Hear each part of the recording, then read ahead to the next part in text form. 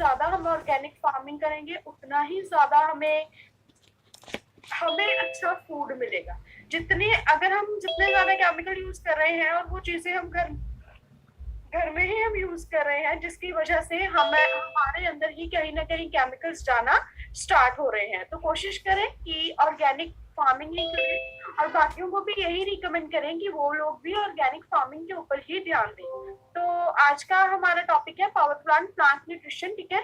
तो green planet के कितने प्रोडक्ट्स हैं, सारे के सारे प्रोडक्ट्स में क्या क्या चीज है, ठीक है, और सारे के सारे प्रोडक्ट्स कैसे बने हैं, आज हम उन सभी चीजों के बारे में डिटेल में डिस्कस करेंगे। सबसे पहले हमारे पास है जितने भी प्रोडक्ट्स हैं सारे ही नेचुरली डिराइव्ड हैं।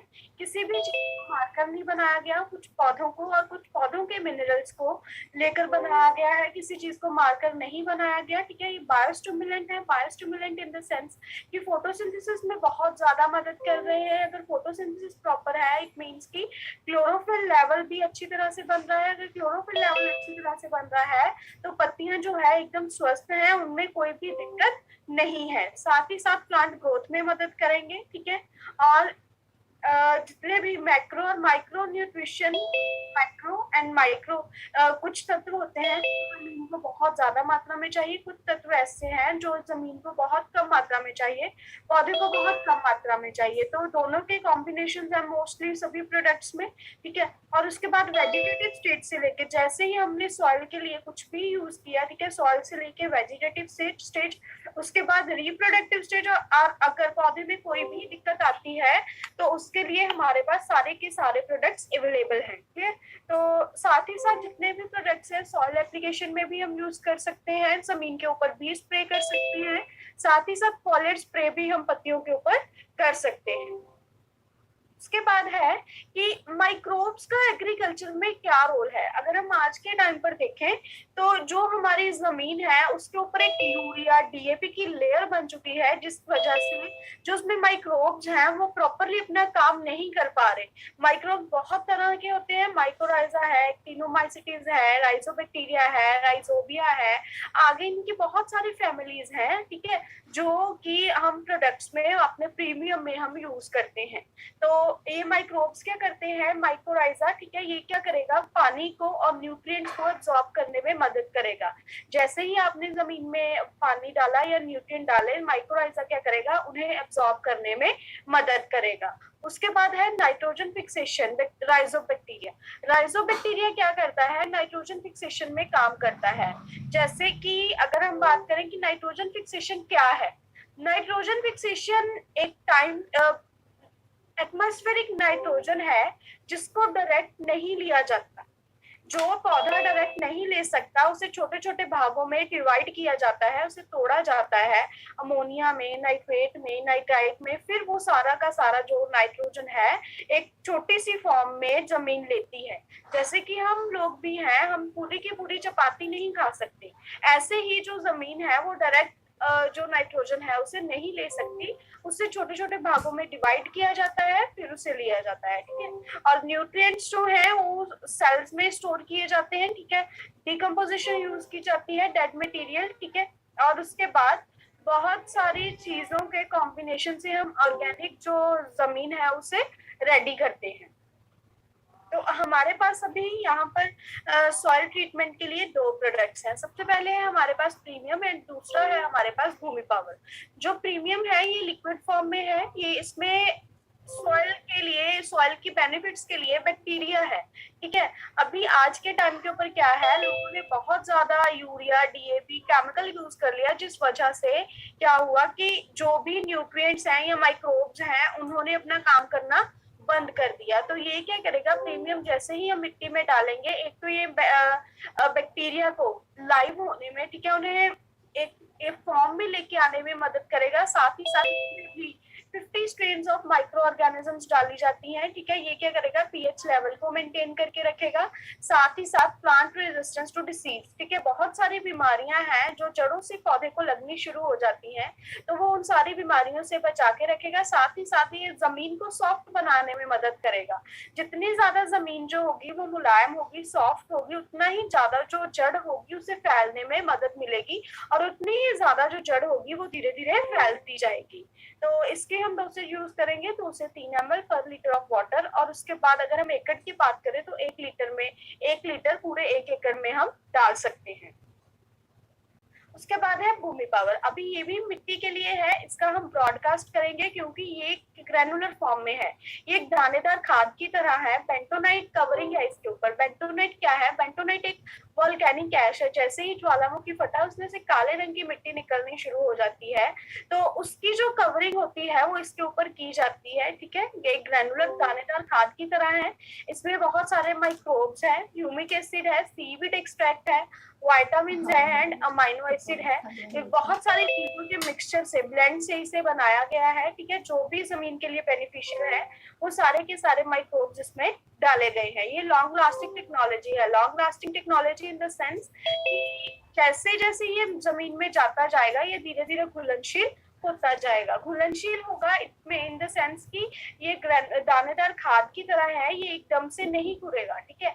ये धीरे धीरे डिसॉल्व होता जाएगा। इसे प्रॉपरली 2 से 2.5 महीने तक इसका जो प्रोसेस है वो चलता है। उसके बाद ये क्या करेगा, कार्बन नाइट्रोजन रेशियो को मेंटेन करके रखेगा। अगर कार्बन नाइट्रोजन रेशियो प्रॉपर है, 24:1 जो है कार्बन नाइट्रोजन रेशियो है, अगर ये रेशियो मेंटेन्ड है तो मिट्टी भी जो है वो स्वस्थ है, ठीक है। और साथ ही साथ न्यूट्रिएंट्स को अवेलेबल करवाने में मदद करेगा।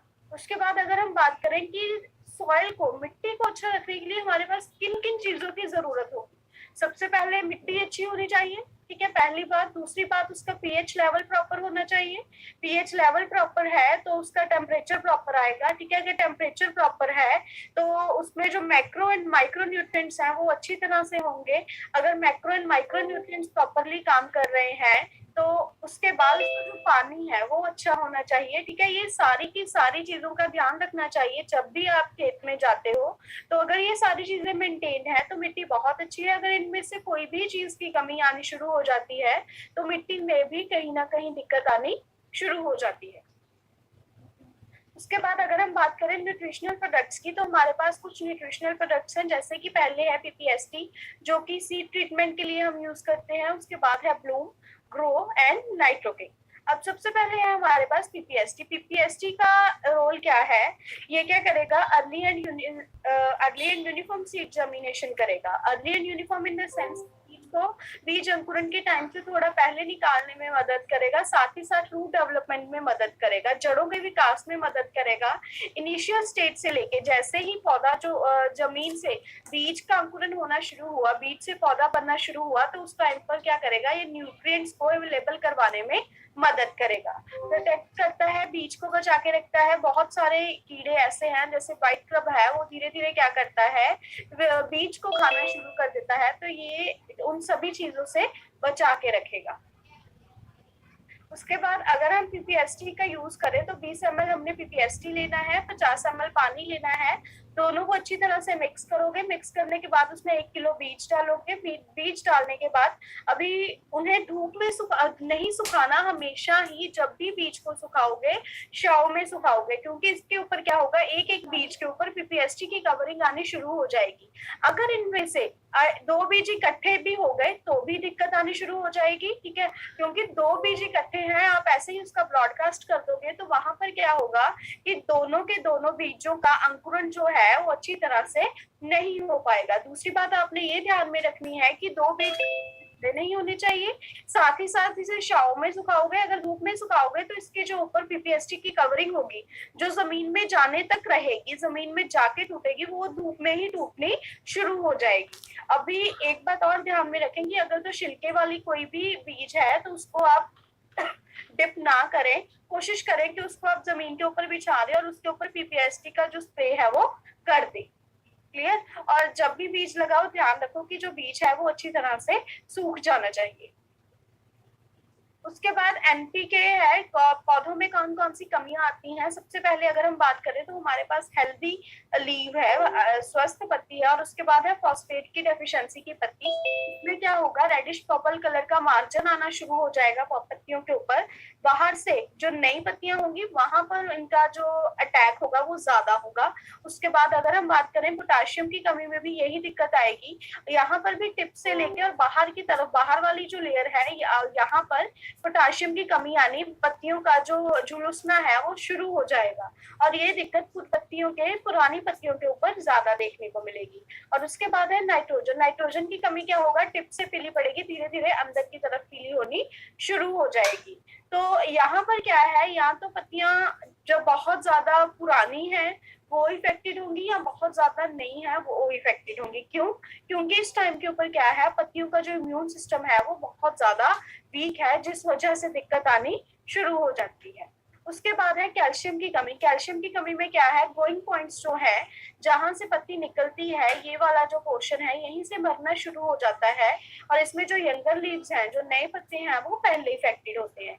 उसके बाद है मैग्नीशियम। मैग्नीशियम की कमी में भी जो नए पत्ते हैं वो पहले इफेक्टेड होंगे, और जो पुरानी पत्तियां होंगी वो पीली पड़ के नीचे गिरना शुरू हो जाएंगी। उसके बाद है सल्फर। सल्फर की कमी में से क्या होगा, जो यंगर लीव्स, नए पत्ते हैं, वो पहले इफेक्टेड होंगे, और साथ ही साथ ये जो कमी है ये नाइट्रोजन की कमी के साथ मिलती जुलती दिखाई देगी। उसके बाद है बोरोन। बोरोन की कमी सबसे ज्यादा फलों के ऊपर देखने को या सब्जियों के ऊपर देखने को मिलती है, क्योंकि इसमें क्या होता है कि कोई भी फ्रूट है या सब्जी है, वो उसका जो रंग है वो ब्राउन कलर का, भूरे रंग का होना शुरू हो जाता है। साथ ही साथ अब ये दिक्कत भिंडी में बहुत ज्यादा देखने को मिलती है। ठीक है, इसमें क्या है, भिंडी का जो ऊपर वाला साइज है, ऊपर से जो स्तर है वो मुड़नी शुरू हो जाती है। तो ये है कि कौन सी कमी के क्या लक्षण होंगे। ठीक है, और उसके लिए हमने क्या देना है। अगर आपको आयरन की कमी दिखाई देती है, फेरिक की कमी दिखाई देती है, तो उसके लिए आप दोगे फेरिक EDTA 0.5 ग्राम पर लीटर ऑफ वाटर। और ये क्या करेगा, एक तो आयरन की कमी को पूरा करने में मदद करेगा। आयरन और फेरिक को लेके किसी ने कंफ्यूज नहीं होना। आयरन एक नॉर्मल वर्ड है, और जो फेरिक है आयरन को ही बोला जाता है, ये उसका साइंटिफिक नेम है। क्लियर? तो ये क्या करेगा, क्लोरोफिल लेवल को बढ़ाने में मदद करेगा। ठीक है, कोई भी इंसेक्ट है उससे पत्तियों के ऊपर अटैक नहीं करने देगा, पीएच लेवल को मेंटेन करके रखेगा। ठीक है, ग्रोथ रेट को अच्छा बनाएगा। तो इसकी जो डोसेज है 0.5 to 1 ग्राम आप यूज करोगे पर लीटर ऑफ वाटर। उसके बाद है कैल्शियम। कैल्शियम की कमी जो है हमें उस टाइम के ऊपर ज्यादा देखने को मिलती है जब जो फ्रूट है वो निकलना शुरू होता है। तो इसके लिए आप दोगे कैल्शियम EDTA 0.5 ग्राम पर लीटर ऑफ वाटर, इसका आप यूज कर सकते हो। क्लियर? उसके बाद है कॉपर EDTA। कॉपर EDTA जो है, कॉपर की कमी उस टाइम के ऊपर होगी जब जो ग्रोथ है वो चल रही होगी, ग्रोथ के ऊपर इफेक्ट पड़ेगा इसका। साथ ही साथ ये कॉपर क्या करेगा, फ्रूट को या फिर सब्जी को, दोनों को रंग देने में मदद करेगा और उसको टेस्ट देने में मदद करेगा। इसकी जो डोसेज रहेगी सेम रहेगी 0.5 to 1 ग्राम पर लीटर ऑफ वाटर। उसके बाद है मैग्नीज EDTA। मैग्नीज की जो है ये भी न्यूट्रिएंट्स को एब्जॉर्ब करने में मदद करेगा। ठीक है, वाटर सॉल्युबल है, और इसकी जो डोसेज है वो आप दोगे 0.5 to 1 ग्राम पर लीटर ऑफ वाटर। उसके बाद है जिंक EDTA। जिंक EDTA की कमी, अब कोई भी जिंक के लक्षण आपको पौधे के ऊपर दिखाई देते हैं तो उस टाइम के ऊपर आप जिंक EDTA का जो स्प्रे है वो कर सकते हो, और पत्तियों को जिंक की कमी से बचा सकते हो। इसकी जो डोसेज रहेगी 0.5 ग्राम रहेगी पर लीटर ऑफ वाटर। उसके बाद है ग्रो। जब भी पत्तियां जो है वो निकलनी शुरू हो गई, उनकी ग्रोथ शुरू हो गई, तो जैसे ही बीज अंकुरण के बाद जो पत्ती है वो थोड़ी सी बाहर आई, इट मींस ग्रोथ शुरू है, तो उस टाइम के ऊपर आप इसका स्प्रे जो है वो कर सकते हो, और ये 2 से 3 ml जाएगी पर लीटर ऑफ वाटर। उसके बाद है ब्लूम। ब्लूम क्या करेगा कि जैसे ही फ्रूट आया, फ्रूट को बढ़ाने में मदद करेगा। ठीक है, और ये फास्फोरस और पोटाशियम इसमें सबसे ज्यादा है, क्योंकि जब ब्लूम की डेवलपमेंट होती है, जब फ्रूट फ्लावरिंग स्टेज आती है, तो उस टाइम के ऊपर सबसे ज्यादा पौधे को फास्फोरस और पोटाश चाहिए। जब दोनों का मिक्सचर रहेगा, दोनों ज्यादा मात्रा में रहेंगे, तो जो ब्लूमिंग है, जो फ्लावरिंग है, वो अच्छी तरह से बाहर निकल पाएगी। तो इसकी जो डोसेज है ये आप दोगे 2 ml पर लीटर ऑफ वाटर। उसके बाद है नाइट्रोकिंग। अब हमने बहुत सारी कमियां करी, बहुत सारी नाइट्रोजन करी, पोटाशियम की कमी करी, फास्फोरस की कमी करी, बोरोन की कमी करी, कैल्शियम की कमी करी, बहुत सारी कमियों के बारे में अब हमने पढ़ा और स्पेसिफिक हमने प्रोडक्ट्स भी दे दिए। लेकिन यहाँ पर नाइट्रोकिंग में क्या है, हमारे पास मैक्रोन्यूट्रिएंट्स भी हैं और माइक्रोन्यूट्रिएंट्स भी हैं, जो कि पौधे में किसी भी चीज की कमी है उसको पूरा करने में मदद तो करेंगे ही करेंगे, साथ ही साथ ये कार्बन नाइट्रोजन रेशो को भी मेंटेन करेंगे, रूट जड़ों की डेवलपमेंट में मदद करेंगे। ठीक है, और अगर किसी को नहीं भी समझ आता है कि इसमें जिंक की कमी है या फास्फोरस मैग्नीज किसी भी चीज की कमी है, आपको नहीं पता लग रहा, तो उस टाइम के ऊपर आप क्या करोगे, आप उसे नाइट्रोकिंग प्रेफर जो कर सकते हो। उसके बाद है स्ट्रेस आउट। जैसे कि आज के टाइम के ऊपर बहुत ज्यादा गर्मी है, तो पहले बहुत ज्यादा सर्दी थी, अब बहुत ज्यादा गर्मी है, तो जैसे जैसे वेदर चेंज हुआ हम लोग भी कहीं ना कहीं बीमार हो जाते हैं। ऐसे ही पौधे जो है वो सारा दिन धूप में रहते हैं, तो उन्हें भी कहीं ना कहीं दिक्कत आनी शुरू हो जाती है। तो उसके लिए हम देंगे स्ट्रेस आउट, ताकि जो पौधा है वो तनाव से बाहर आ जाए। ठीक है, तो ये सिलिकॉन बेस्ड है, ऑर्थोसिलिसिक एसिड है उसके ऊपर बेस्ड है। ठीक है, एक माइक्रो न्यूट्रिएंट्स भी है इसमें, ट्रेस एलिमेंट्स भी हैं जो पौधे की ग्रोथ में मदद करेंगे। उसके बाद है स्प्रेडोल 90।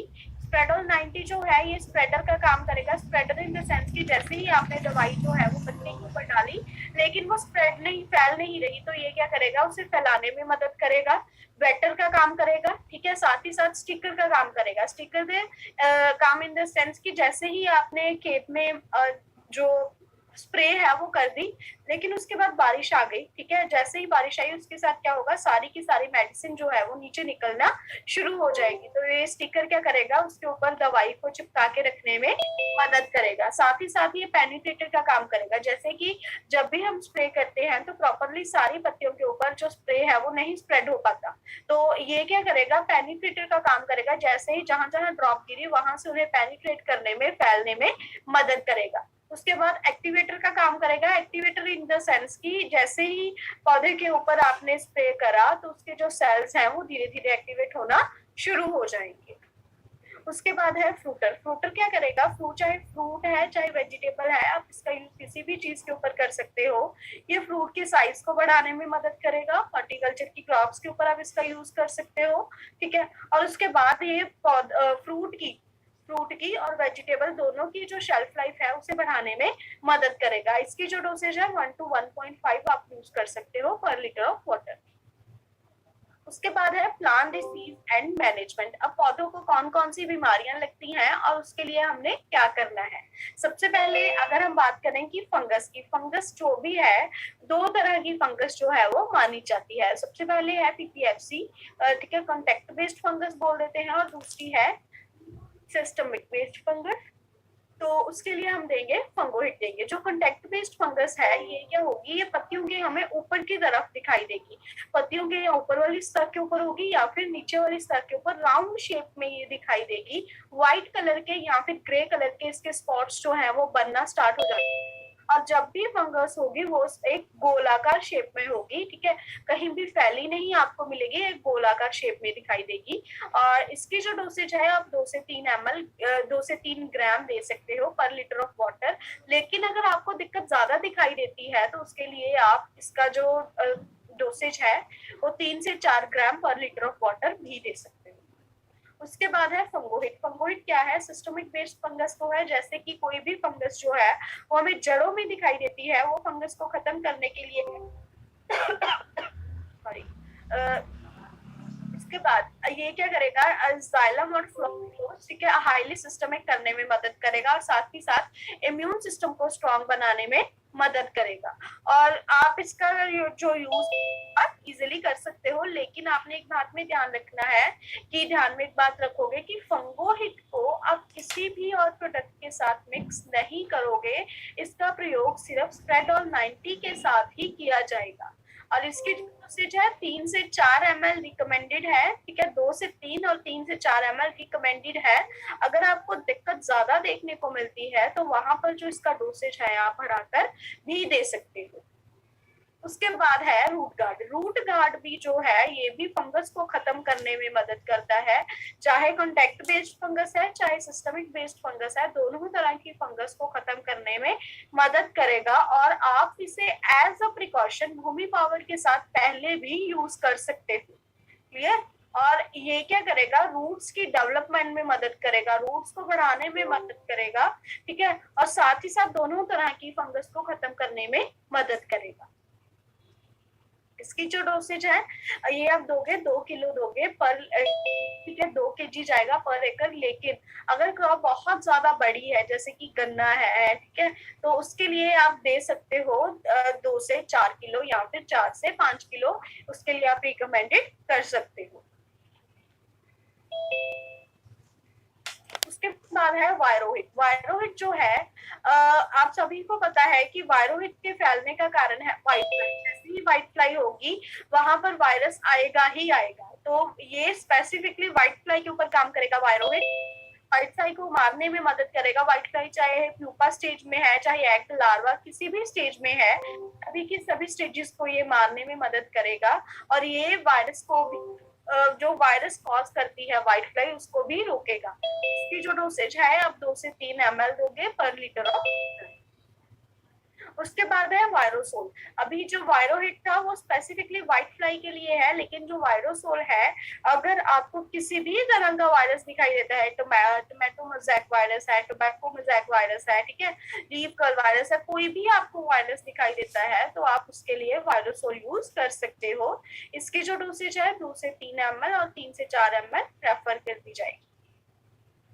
उसके बाद है ऑर्गोमाइट। अभी बहुत सारे जो कीड़े हैं वो हमें खेतों में दिखाई देते हैं ना, तो कुछ कीड़े ऐसे होते हैं जो कि पत्तियों को सक करते हैं, पत्तियों का जो रस है उन्हें चूसते हैं।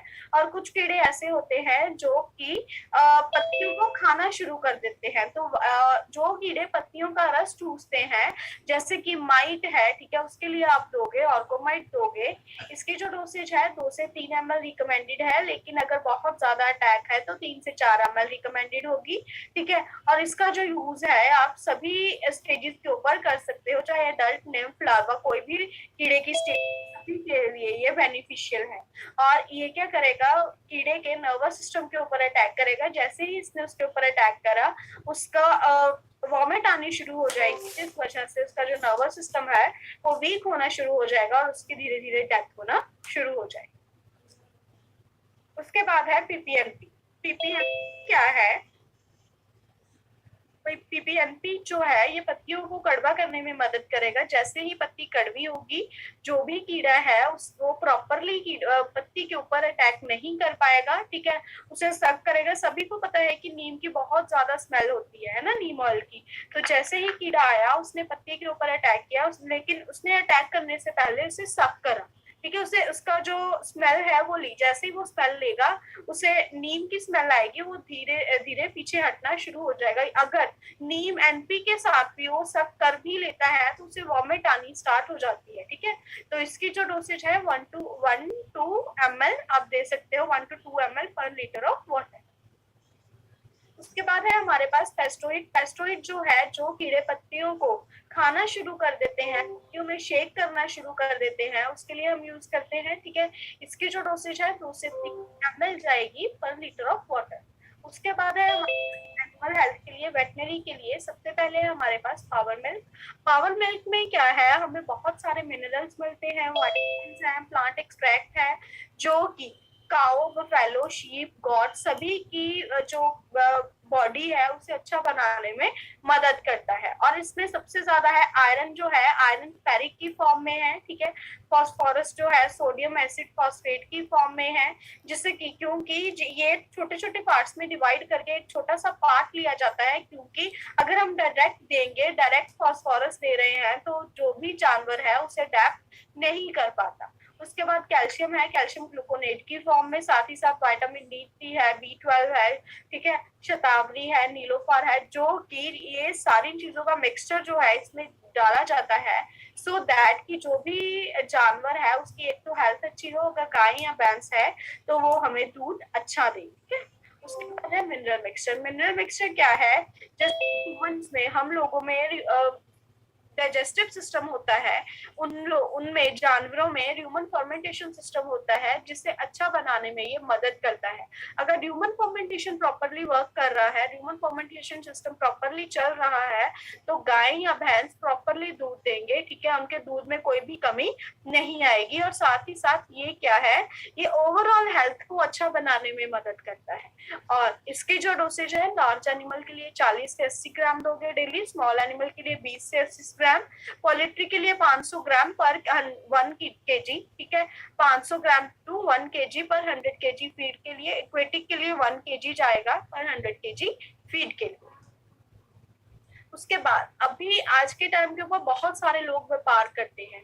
पहले होता था कि मुर्गी या फिर मुर्गी जो थी या या हैन है, उसे हम लोग घरों में रखते थे, ठीक है, ताकि जो भी उन्होंने घरों में जो भी उन्होंने अंडा दिया उसे यूज कर लेते थे। लेकिन आज के टाइम के ऊपर लोग अंडों का व्यापार करते हैं, मुर्गी पालन करते हैं, बहुत सारे बड़े बड़े पोल्ट्री फार्म बनाए हुए हैं जिनमें लोग मुर्गियों को रखते हैं, ठीक है, और उनका जो भी एग प्रोडक्शन है वो लेते हैं और आगे जाके सेल कर देते हैं। तो ये क्या करेगा, एग प्रोडक्शन को अच्छा बनाने में मदद करेगा, पोल्ट्री के जो भी जानवर हैं उन्हें उनके वेट गेन करने में मदद करेगा। और इसकी जो डोसेज है, चिक्स के लिए जाएगी 10 ml पर डे, ठीक है, ग्रोअर्स एंड ब्रॉयलर्स के लिए जाएगी 20 ml पर डे, और लेयर्स के लिए जाएगी 40 ml पर डे। उसके बाद है स्ट्रेस आउट, जैसे कि हमने पौधों में भी करा था कि हमने उन्हें स्ट्रेस आउट दिया तनाव से बचाने के लिए। अभी ये जानवरों में भी बहुत तरह का स्ट्रेस आता है, जैसे कि फिजिकल है या फिजियोलॉजिकल है या बिहेवियरल है, ठीक है, कोई भी स्ट्रेस है उसे खत्म करने के लिए हम देंगे स्ट्रेस ऑफ, और जो इसकी डोसेज है वो भी अलग अलग रहेगी। पोल्ट्री के लिए जाएगी 1 ग्राम जाएगी पर litre of fresh water, cow buffalo horses के लिए जाएगी 100 to 50 ग्राम पर डे, काव शीप गॉड के लिए 20 से 30 ग्राम जाएगी, ठीक है। और चीज उस टाइम के ऊपर बहुत ज्यादा रिकमेंडेड है जब आप जानवर को एक जगह से दूसरी जगह पर ट्रांसफर कर रहे हो, जैसे कि आपने पहले मंडी से लेके आए, ठीक है, मंडी से लिया जानवर, लेकिन उसे घर में ले गए, उसे अगर वो खा नहीं रहा तो उसे मारना शुरू कर दिया कि वो खाए ताकि हमें दूध अच्छा मिले। तो वहां पर क्या है, जैसे ही उनका इन्वायरमेंट चेंज हुआ, वेदर चेंज हुआ, उन्हें कहीं ना कहीं रहने में थोड़े दिनों तक दिक्कत आएगी। अभी जैसे हम लोग भी हैं, तो हम लोग भी अगर अपने घर से दूसरे किसी और के घर या किसी और में जब भी शिफ्ट होते हैं, तो हमें वो जो इन्वायरमेंट है उसे अडेप्ट करने में थोड़ा टाइम लगता है। ऐसे ही जानवरों को भी टाइम लगता है थोड़ा सा, ताकि वो जो इन्वायरमेंट है उसे अडेप्ट कर पाए। तो इसके लिए आप दे सकते हो स्ट्रेस ऑफ।